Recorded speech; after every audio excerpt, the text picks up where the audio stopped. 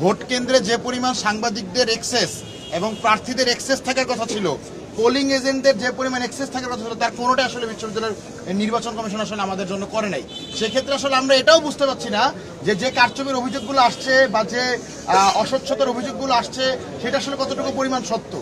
এই জায়গা থেকে আমরা দেখেছি সালাম বরকত হলে একজন শিক্ষার্থী ভোট দিতে গিয়ে দেখেছে যে তার যে ভোট সেই ভোটটি আগেই হয়ে গিয়েছে।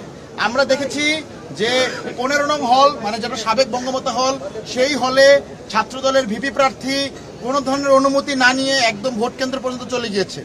আমরা দেখেছি যে আপনার বিভিন্ন হলে যেখানে নির্বাচন কমিশন বলেছিল রিটার্নিং অফিসারের অনুমতি নিয়ে প্রার্থীরা যাইতে পারবে, কেন্দ্র 5-7 মিনিটের জন্য ভিজিট করতে পারবে, কিন্তু সকালবেলা আমরা দেখছি আমাদের আসলে কোনো হলে যাইতে দিচ্ছে না।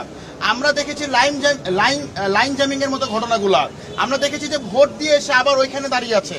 আমরা দেখেছি যে আচরণবিধি লঙ্ঘন করে বিভিন্ন প্যানেলের শিক্ষার্থীরা একদম ভোট কেন্দ্রের বাইরে তারা লিফলেট বিলি করছে। এই সবকিছু আসলে এটা প্রুফ করে, এবং এটাও শুধুমাত্র নির্বাচন দিনের ঘটনা এরকম না।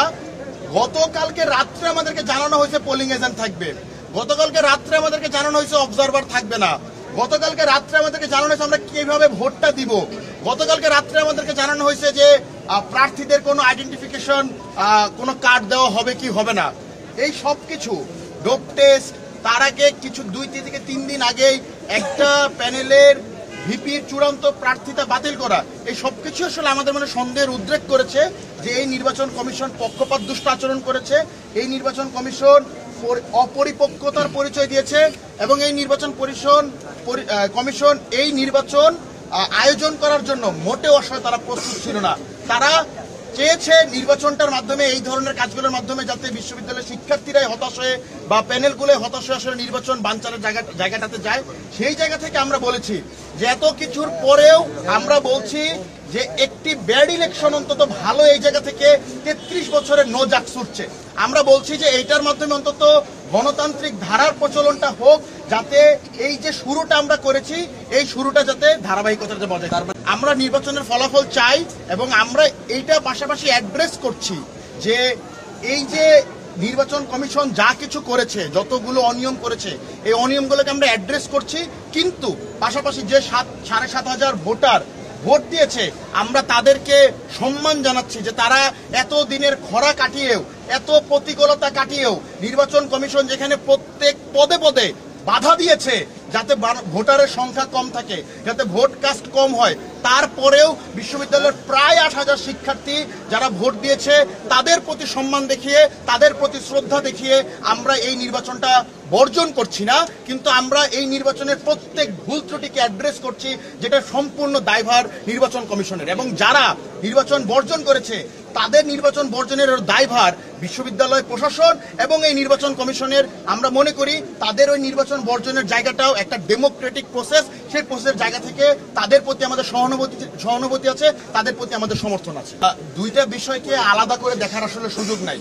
প্রথমত, নির্বাচন কমিশন তার তফসিল ভঙ্গ করছে, কারণ তফসিল অনুযায়ী আজকেই ফলাফল প্রকাশ করার কথা। অলরেডি আমরা 11 সেপ্টেম্বর ডেট পার করে ফেলেছি, তার মানে তফসিল আসলে আমাদের ভঙ্গ হয়ে গিয়েছে। দ্বিতীয়ত, আমরা শুধু এসে ওএমআর মেশিনের পরিবর্তে স্বয়ং ম্যানুয়াল ভাবে দেখার দাবি জানাই নাই। প্রথমত, নির্বাচন কমিশন আমাদেরকে জানাই নাই যে ওএমআর মেশিনে তারা ভোট গণনা করবে।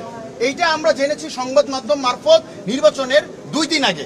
তখন আমরা এসে কথা বলেছিলাম, আমরা তখন পর্যন্ত জানতাম না যে ওএমআর মেশিনের কিছু রাজনৈতিক সংশ্লিষ্ট। আমরা গতকালকে দেখেছি যে সেই ওএমআর মেশিনের যে প্রতিষ্ঠান, সেই প্রতিষ্ঠানের সাথে যে জড়িত তার সাথে জামাত সংশ্লিষ্টতা আছে।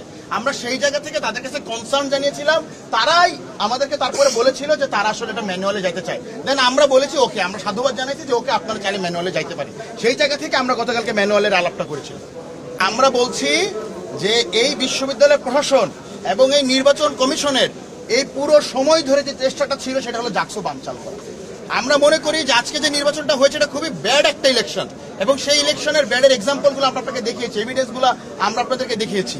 কিন্তু এরপরেও যে জাকসুটা শুরু হলো, এইটাকে আমরা সাধুবাদ জানাই। বিশেষ করে যে প্রায় 8,000 শিক্ষার্থী এত প্রতিকূলতার পরেও এই ভোটটা দিয়েছে, তাকে আমরা সাধুবাদ জানাই।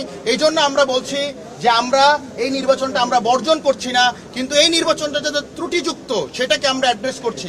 কিন্তু আমরা বলছি যে 33 বছরের নো জাকসু কাটিয়ে আমরা একটা ব্যাড ইলেকশনের মাধ্যমে হলেও যে জাকসুটা আমরা পেয়েছি, সেই জাকসুর এই জাহাঙ্গীরনগর বিশ্ববিদ্যালয়ের শিক্ষক এবং শিক্ষার্থীদের যে ভারসাম্য, ক্ষমতার ভারসাম্য, সেই ক্ষমতার ভারসাম্যটা আনার জন্য এই জাকসুর ধারাবাহিকতাটা দরকার। আমরা মনে করি যে এটা যদি এখন আমরা বর্জন করি বা এটা যদি বানচালের দিকে যায়, তাহলে হয়তো এই নির্বাচন কমিশন বা এই বিশ্ববিদ্যালয়ের প্রশাসন আবারও আমাদের সামনে একটা 33 বছরের জটলা আনবে, যেটা এই জাহাঙ্গীরনগর বিশ্ববিদ্যালয়ের গণতান্ত্রিক পরিবেশকে আসলে হুমকির মুখে ফেলবে।